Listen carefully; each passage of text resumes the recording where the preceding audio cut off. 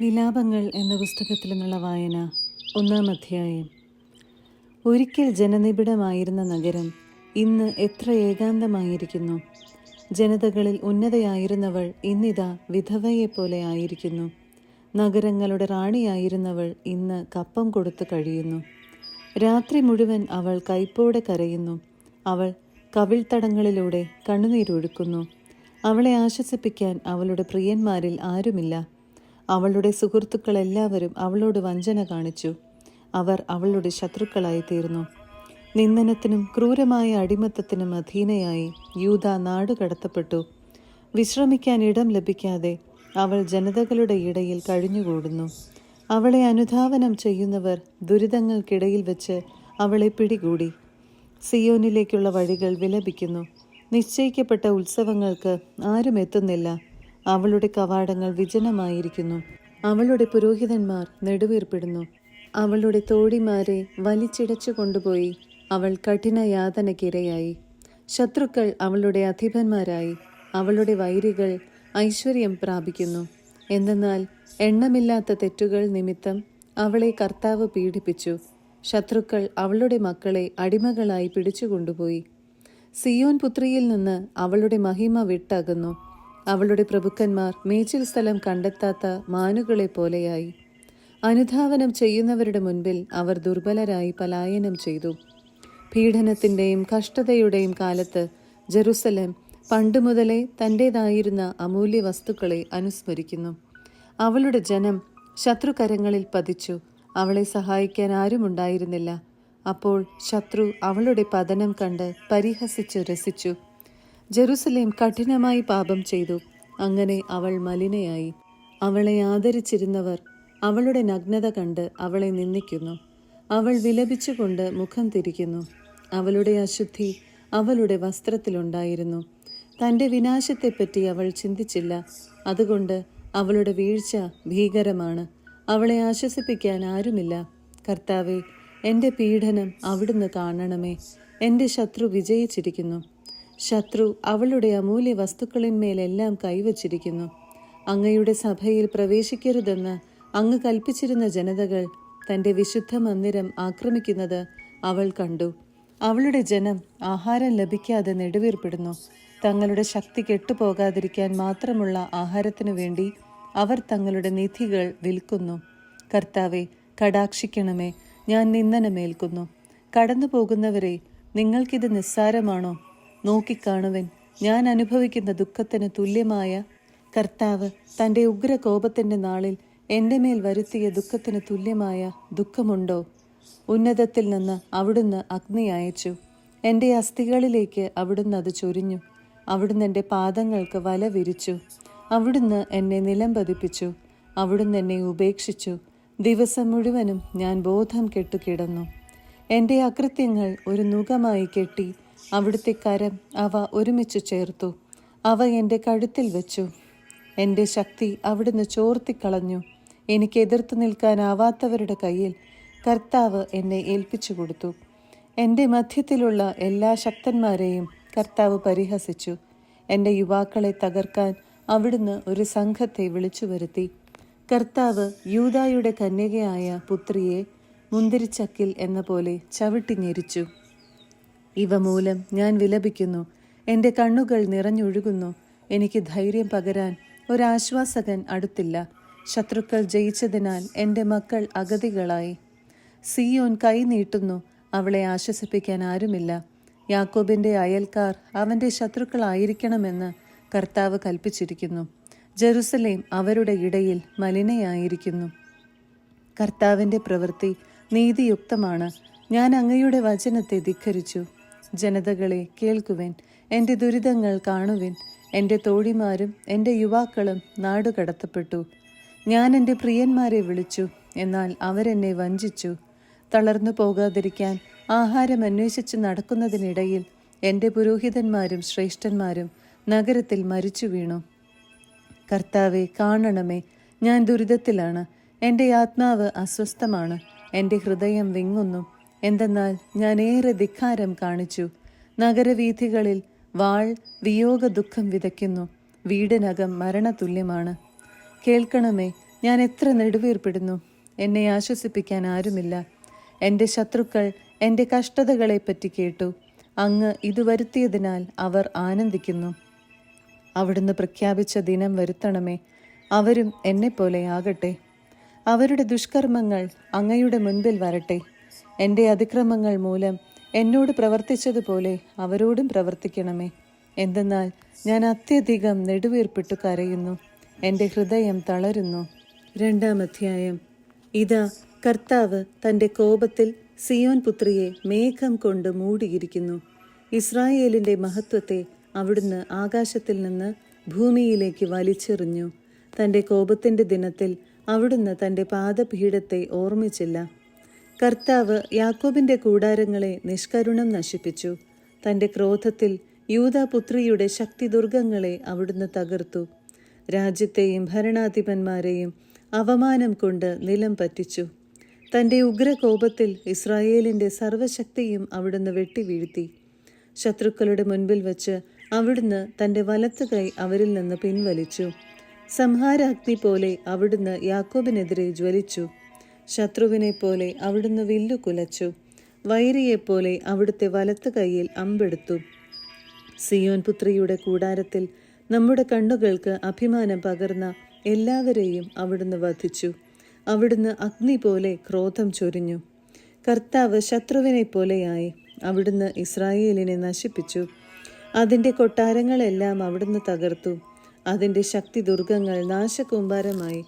യൂദാപുത്രിക്ക് കരച്ചിലും വിലാപവും പെരുകാൻ ഇടയാക്കി. അവിടുന്ന് തൻ്റെ കൂടാരത്തെ തോട്ടത്തിലെ കുടിലെന്ന പോലെ തകർത്തു. നിർദ്ദിഷ്ട ഉത്സവങ്ങൾ ആഘോഷിക്കേണ്ട സ്ഥലത്തെ അവിടുന്ന് നാശകൂമ്പാരമാക്കി. കർത്താവ് സിയോനിൽ നിർദ്ദിഷ്ട ഉത്സവവും സാബത്തും ഇല്ലാതാക്കി. തൻ്റെ ഉഗ്രമായ രോഷത്തിൽ രാജാവിനെയും പുരോഹിതനെയും വെറുത്തു. കർത്താവ് തൻ്റെ ബലിപീഠത്തെ വെറുത്തു തള്ളി. തൻ്റെ വിശുദ്ധ മന്ദിരത്തെ തള്ളിപ്പറഞ്ഞു. അവളുടെ കൊട്ടാരങ്ങളുടെ മതിലുകളെ ശത്രുകരങ്ങളിൽ ഏൽപ്പിച്ചു കൊടുത്തു. കർത്താവിൻ്റെ ഭവനത്തിൽ നിർദ്ദിഷ്ട ഉത്സവത്തിൽ എന്ന പോലെ ആരവം ഉയർന്നു. സിയോൻ പുത്രിയുടെ മതിലുകൾ നശിപ്പിക്കാൻ കർത്താവ് ഉറച്ചു. അതിനെ അവിടുന്ന് അളവ് നൂൽ കൊണ്ട് അടയാളപ്പെടുത്തി. അതിനെ നശിപ്പിക്കുന്നതിൽ നിന്ന് തൻ്റെ കരത്തെ അവിടുന്ന് തടഞ്ഞില്ല. കോട്ടയും മതിലും വിലപിക്കാനിടയാക്കി. അവ രണ്ടും ഒപ്പം തളർന്നുപോയി. അവളുടെ കവാടങ്ങൾ ധൂളിയിൽ അമർന്നു. അവിടുന്ന് അവളുടെ ഓടാമ്പലുകളെ ഒടിച്ചു തകർത്തു. അവളുടെ രാജാവും പ്രഭുക്കന്മാരും ജനതകളുടെ ഇടയിലായി. നിയമമില്ലാതായി. അവളുടെ പ്രവാചകന്മാർക്ക് കർത്താവിൽ നിന്ന് ദർശനം ലഭിക്കുന്നില്ല. സിയോൻ പുത്രിയുടെ ശ്രേഷ്ഠന്മാർ മൂകരായി നിലത്തിരിക്കുന്നു. അവർ തങ്ങളുടെ തലയിൽ പൂടി വിതറി. അവർ ചാക്കുടുത്തു. ജെറുസലേം കന്യകമാർ നിലം പറ്റി തല കുനിച്ചു. കരഞ്ഞു കരഞ്ഞ് എൻ്റെ കണ്ണുകൾ ക്ഷയിച്ചു. എൻ്റെ ആത്മാവ് അസ്വസ്ഥമാണ്. എൻ്റെ ഹൃദയം ഉരുകിപ്പോയി. എന്തെന്നാൽ എൻ്റെ ജനത്തിൻ്റെ പുത്രി നശിച്ചു. ശിശുക്കളും കുട്ടികളും നഗരവീഥികളിൽ മയങ്ങി വീഴുന്നു. മുറിവേറ്റവരെ പോലെ നഗരവീഥികളിൽ തളർന്നു വീഴുമ്പോൾ, മാതാക്കളുടെ മടിയിൽ വെച്ച് ജീവൻ വാർന്നു പോകുമ്പോൾ, അവർ തങ്ങളുടെ അമ്മമാരോട് കരഞ്ഞുകൊണ്ട് അപ്പവും വീഞ്ഞും എവിടെ എന്ന് ചോദിക്കുന്നു. ജെറുസലേം പുത്രി, നിനക്ക് വേണ്ടി ഞാൻ എന്തു പറയും? നിന്നെ ഞാൻ എന്തിനോട് ഉപമിക്കും? കന്യകയായ സിയോൻ പുത്രി, നിന്നെ ആശ്വസിപ്പിക്കാൻ ഞാൻ നിന്നെ എന്തിനോട് താരതമ്യപ്പെടുത്തും? നിന്റെ നാശം സമുദ്രം പോലെ വിശാലമാണ്. ആർക്ക് നിന്നെ പുനരുദ്ധരിക്കാനാവും? നിന്റെ പ്രവാചകന്മാർ നിനക്ക് വേണ്ടി കണ്ടത് വഞ്ചനാത്മകമായ വ്യാജ ദർശനങ്ങളാണ്. നിന്റെ ഐശ്വര്യം പുനഃസ്ഥാപിക്കാൻ വേണ്ടി നിന്റെ അകൃത്യങ്ങൾ അവർ മറനീക്കി കാണിച്ചില്ല. അവരുടെ ദർശനങ്ങൾ മിഥ്യയും വഞ്ചനാത്മകവുമായിരുന്നു. കടന്നു പോകുന്നവരെല്ലാം നിന്നെ നോക്കി കൈ കാട്ടുന്നു. അവർ ജെറുസലേം പുത്രിയെ നോക്കി ചൂളമടിക്കുകയും തലയാട്ടുകയും ചെയ്യുന്നു. സൗന്ദര്യ തികവെന്നും ഭൂമി മുഴുവൻ്റെയും ആനന്ദമെന്നും വിളിക്കപ്പെട്ട നഗരമാണോ ഇത് എന്നവർ ചോദിക്കുന്നു.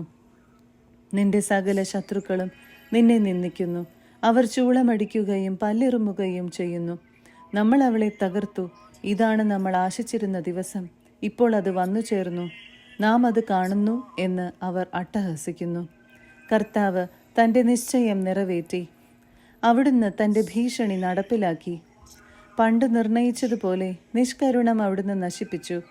ശത്രു നിന്റെ മേൽ സന്തോഷിക്കാൻ അവിടുന്ന് ഇടയാക്കി. നിന്റെ ശത്രുക്കളുടെ ശക്തിയെ ഉയർത്തി. സിയോൻ പുത്രി, കർത്താവിനോട് ഉറക്കെ നിലവിളിക്കുക. രാവും പകലും മഹാപ്രവാഹം പോലെ കണ്ണുനീർ ഒഴുകട്ടെ. നീ വിശ്രമിക്കരുത്, കണ്ണുകൾക്ക് വിശ്രമം നൽകരുത്. രാത്രിയിൽ യാമങ്ങളുടെ ആരംഭത്തിൽ എഴുന്നേറ്റ് ഉറക്കെ നിലവിളിക്കുക. കർത്താവിൻ്റെ സന്നിധിയിൽ ജലധാര പോലെ നിന്റെ ഹൃദയത്തെ ചൊരിയുക. നാൽക്കവലകളിൽ വിശന്നു തളർന്നു വീഴുന്ന നിന്റെ മക്കളുടെ ജീവനു വേണ്ടി നീ അവിടുത്തെ സന്നിധിയിലേക്ക് കൈകൾ ഉയർത്തുക.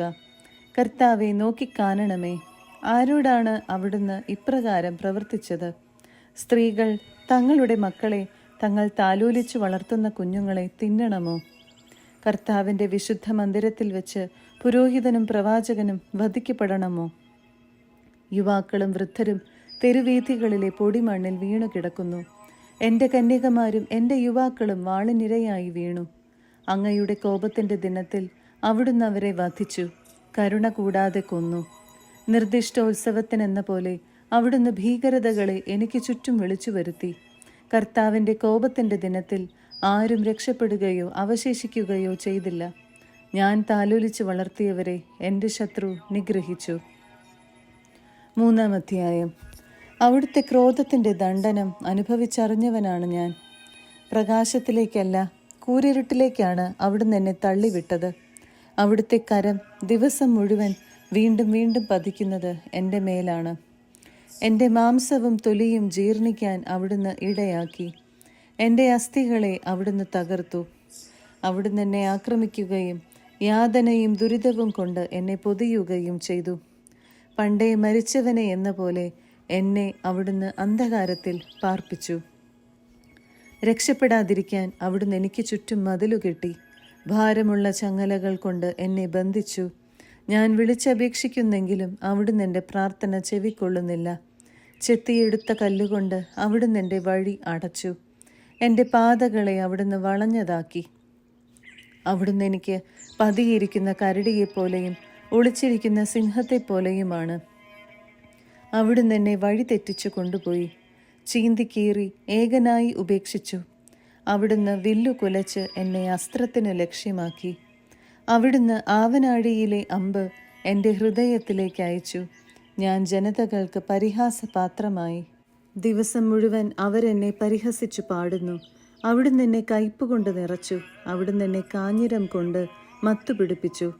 കല്ലു ചവച്ച് പല്ലു പൊടിയാനും ചാരം തിന്നാനും എനിക്കിടവരുത്തി. എൻ്റെ ആത്മാവിന് സ്വസ്ഥതയില്ല. സന്തോഷം എന്തെന്ന് ഞാൻ മറന്നു. അതുകൊണ്ട് എൻ്റെ ശക്തിയും കർത്താവിലുള്ള പ്രത്യാശയും പൊയ്പോയെന്ന് ഞാൻ വിലപിക്കുന്നു. എൻ്റെ കഷ്ടതയുടെയും അലച്ചിലിൻ്റെയും ഓർമ്മ കൈപ്പേറിയ വിഷമാണ്. അതിനെപ്പറ്റി നിരന്തരം ചിന്തിച്ച് എൻ്റെ മനം തകരുന്നു. എന്നാൽ ഞാനൊരു കാര്യം ഓർമ്മിക്കുന്നു, അതെനിക്ക് പ്രത്യാശ തരുന്നു. കർത്താവിൻ്റെ സ്നേഹം ഒരിക്കലും അസ്തമിക്കുന്നില്ല. അവിടുത്തെ കാരുണ്യം അവസാനിക്കുന്നില്ല. ഓരോ പ്രഭാതത്തിലും അത് പുതിയതാണ്. അവിടുത്തെ വിശ്വസ്തത ഉന്നതമാണ്.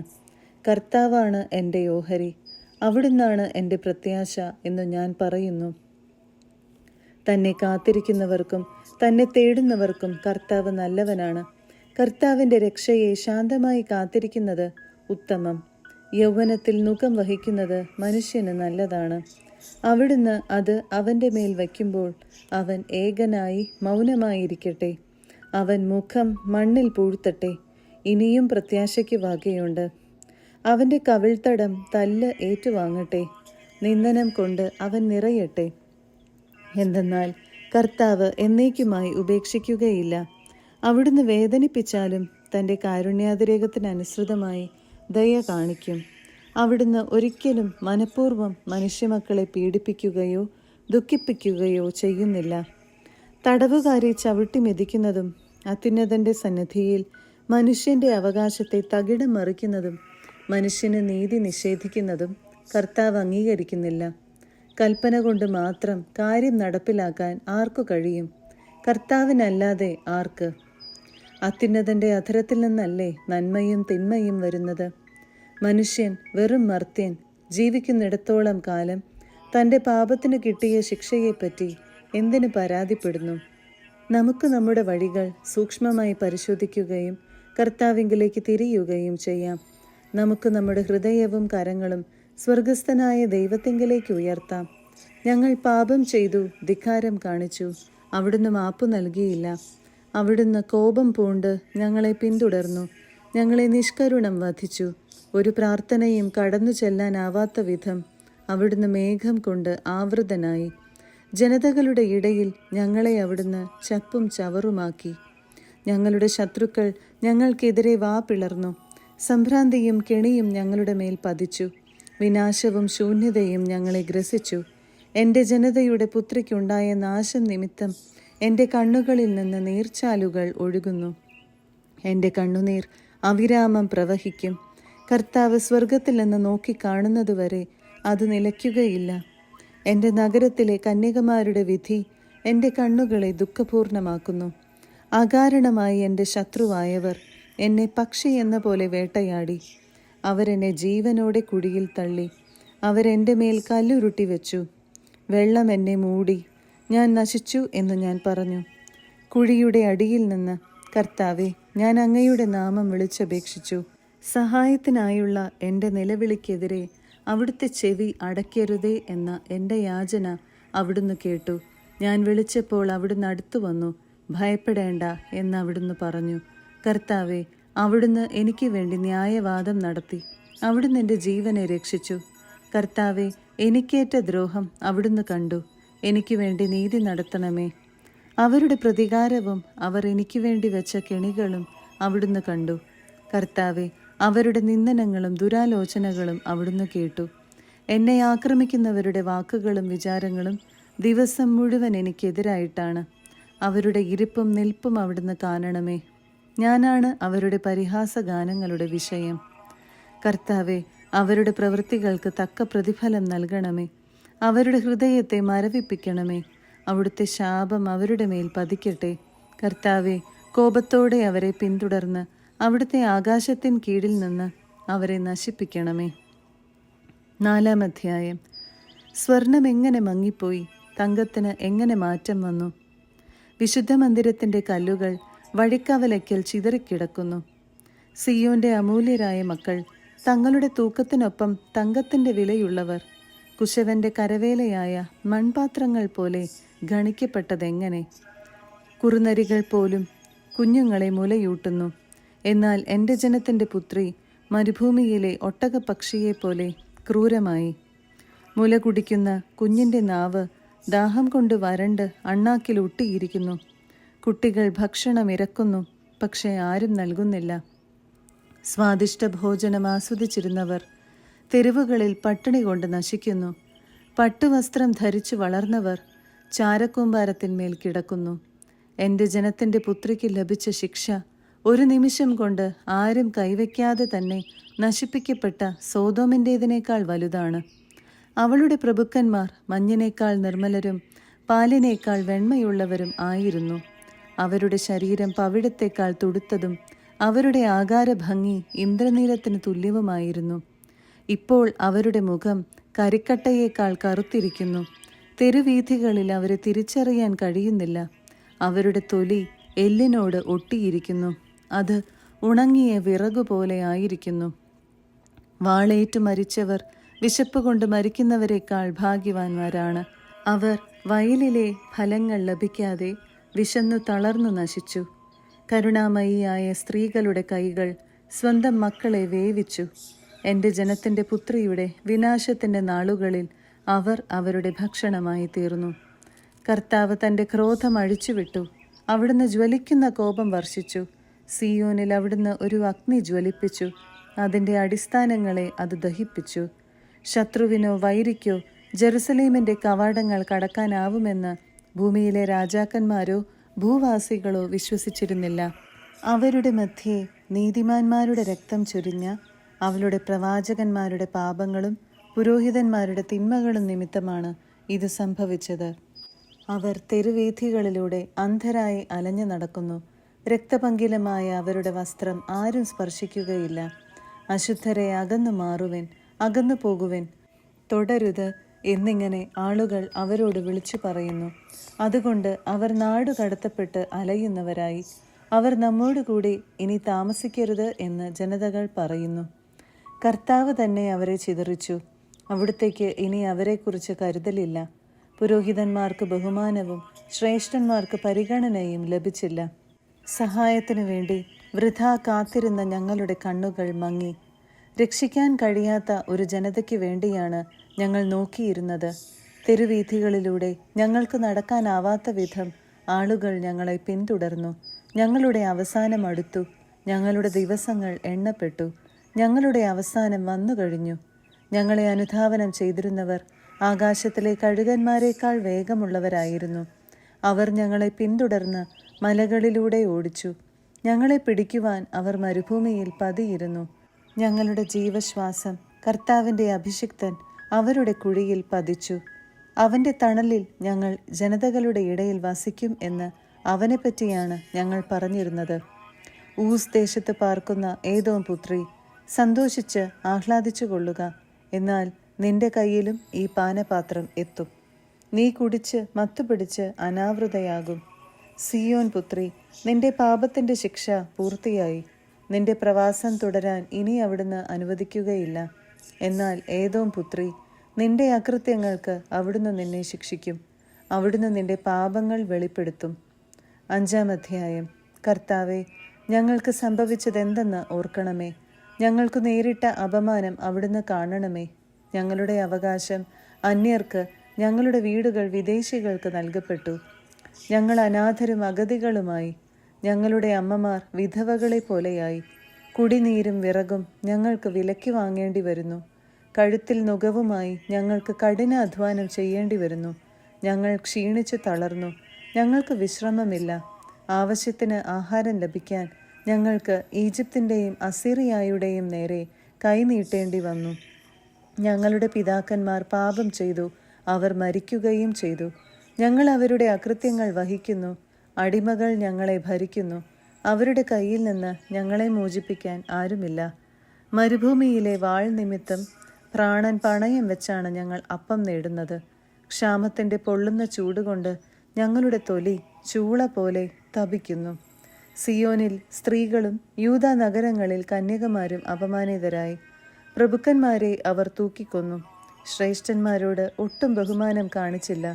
യുവാക്കന്മാർ തിരികല്ലിൽ പൊടിക്കാൻ നിർബന്ധിതരായി. ബാലന്മാർ വിറകു ചുമടിൻ്റെ ഭാരം കൊണ്ട് തളർന്നു വീഴുന്നു. വൃദ്ധന്മാർ നഗര കവാടങ്ങൾ ഉപേക്ഷിച്ചു. യുവാക്കന്മാർ സംഗീതം ആലപിക്കുന്നില്ല. ഞങ്ങളുടെ ഹൃദയത്തിൻ്റെ സന്തോഷം അവസാനിച്ചു. ഞങ്ങളുടെ നൃത്തം വിലാപമായി മാറി. ഞങ്ങളുടെ ശിരസിൽ നിന്ന് കിരീടം വീണുപോയി. ഞങ്ങൾക്ക് ദുരിതം, ഞങ്ങൾ പാപം ചെയ്തു. ഞങ്ങളുടെ ഹൃദയം വിങ്ങുന്നു. ഞങ്ങളുടെ കണ്ണുകൾ മങ്ങി. എന്തെന്നാൽ സിയോൻ മല ശൂന്യമായി കിടക്കുന്നു. അവിടെ കുറുനരികൾ പതുങ്ങി നടക്കുന്നു. എന്നാൽ കർത്താവെ, അങ്ങ് എന്നേക്കും വാഴുന്നു. അങ്ങയുടെ സിംഹാസനം തലമുറകളോളം നിലനിൽക്കുന്നു. എന്തുകൊണ്ടാണ് അവിടുന്ന് ഞങ്ങളെ എന്നേക്കുമായി മറന്നത്? എന്തുകൊണ്ടാണ് ഇത്രയേറെ നാൾ ഞങ്ങളെ പരിത്യജിച്ചത്? കർത്താവെ, ഞങ്ങൾ മടങ്ങി വരേണ്ടതിന് ഞങ്ങളെ അങ്ങയിലേക്ക് തിരിക്കണമേ. ഞങ്ങളുടെ ദിനങ്ങളെ പണ്ടത്തേതുപോലെ ആക്കണമേ. എന്തെന്നാൽ അവിടുന്ന് ഞങ്ങളെ നിശ്ശേഷം ഉപേക്ഷിച്ചു. അവിടുന്ന് ഞങ്ങളോട് അത്യധികം കോപിച്ചിരിക്കുന്നു.